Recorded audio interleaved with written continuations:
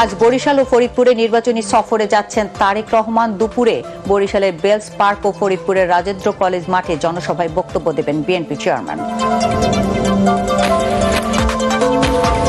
অতীত নিয়ে জাতিকে বিভক্ত না করে সবাইকে নিয়ে রাষ্ট্র গড়া হবে জামায়াতের আমির। বিএনপি সমর্থকদের প্রিজাইডিং অফিসারের দায়িত্ব দেওয়া হচ্ছে, অভিযোগ আসিফ মাহমুদের।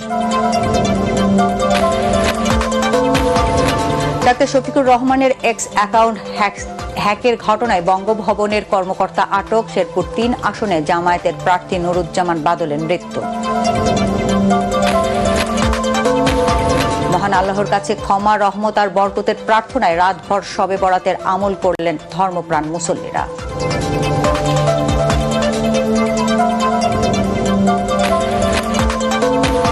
এবং বিশ্ব ভালোবাসা দিবস ও ২১শে ফেব্রুয়ারিকে কেন্দ্র করে ব্যস্ত ফুল চাষিরা। এক মাসে ফুল বিক্রি করে সারা বছরের লাভ লোকসানের হিসাব কষেন।